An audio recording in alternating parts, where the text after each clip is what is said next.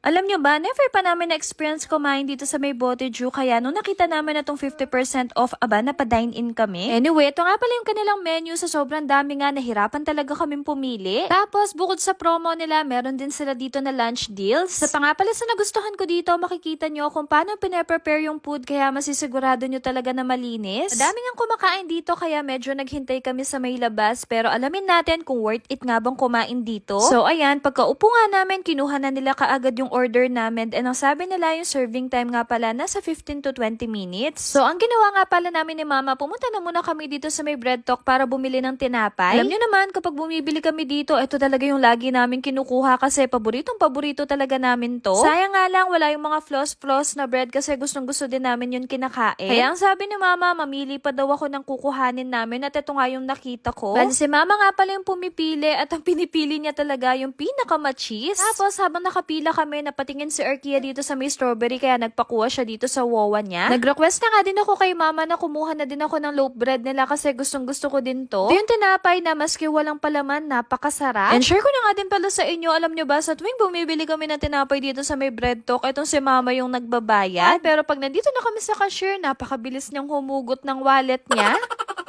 Kaya naman, thank you so much, Mama, sa libre. So, pagkabalik nga pala namin, nakaserve na nga ang pagkain. Bali, nag-order nga pala kami ng grilled barbecue pork na may kasama ng salad. 330 pesos nga pala to, same dito sa tempura. Tapos, ako naman, itatry ko naman itong kanilang chicken butter rice. Si Dada naman, napakahilig sa salmon, kaya ito na yung in-order namin sa kanya. Ang goal nga pala namin ay umabot ng 3,000 plus, kaya nag-order na rin kami ng California roll. Then, first time nga pala namin itatry itong okusoba at okonomiyaki. At syempre, taste test na muna tayo with Daddy Bean. Nagulat nga ako dito sa California roll nila kasi tingnan nyo naman, napakalaki. Kaya naman talagang tinry ko talagang ipagkasya dito sa bibig ko. Di nga pala ako masyadong kumakain ng tempura, pero nagustuhan ko yung tempura nila dito. Kaya kung i-rate ko to, nasa 8/10, ganun. Na for sure, kapag bumalik kami dito, isa pa rin to sa o-orderin ko. Akala ko nga nung una hindi kakain na tong si Arkia, pero nagustuhan niya nga itong okonomiyaki. At tuwang-tuwa pa nga kami sa kanya kasi nga may pag-thumbs up pa siya. Habang kumakain nga kami, bigla na lang nagising niya tong si Butcho. Kaya naman ito si Wawa to the rescue, at agad na nga niyang binuhat ang kanyang apo. Na-realize nga pala namin na hindi pa kami nakaka 3,000, kaya nag-order pa kami ng takoyaki. Tapos for our drinks naman, nag-coke nga pala kami. Pero seryoso, kung may babalik-balikan talaga ako dito, isa na talaga tong takoyaki. Ano ba naman kasi, first time ko talaga nakatikim na ganito kasarap na takoyaki. Ako pa naman, sobrang paborito ko ang takoyaki, kaya halos ako yung nakaubos ng in-order namin. Sinusubukan ko pa ngang ipasok to sa bibig ko, kaso hindi talaga kasya sa sobrang laki. Ito naman si Dada, sabi niya sa amin, worth it din na tong salmon niya. Kaya sa sobrang curious nga namin, nakitikim talaga kami sa kanya. Actually, nalaman ko lang tong 50% off nung nag-email sa akin yung BDO. And sakto, nung pumunta kami ng SM Friday, kaya naman pasok sa promo nila. Bali, ang mangyayari nga pala, kailangan maka-worth 3,000 ka para ma-avail mo nga ang 50% off, and kailangan meron kang BDO credit card. Tapos, valid lang yung kanilang promo all day, pag Friday, Saturday, and Sunday. Then, sa pagkakaalam ko, Monday to Friday, pwede naman ang BPI credit card. Tapos sa BOC naman, Thursday and Friday. O diba, napakalaking tipid talaga. Kaya naman sa may mga credit card dyan, try nyo na dito sa may Boteju. Hindi ko lang sure kung tama yung pronunciation ko, pero sinasabi ko talaga sa inyo, napakasarap ng mga pagkain dito. Imagine yung total bill namin, 3,330, pero yung binayaran namin, 1,813 pesos na lang. Kaya kung mapadaan man to sa feeds nyo, nako, sign na yan para mag-Boteju din kayo. Nakakatuwa nga itong aming bunsoy, habang kumakain kami, bigla na lang siyang nagising, kaya ayan, si Daddy Bean na yung nagbuhat sa kanya. Buti na nga lang, mas gigising itong si Bebe Arlo, napaka-behave lang niya, ang kaso, gusto niya talaga, nakadikit talaga siya sa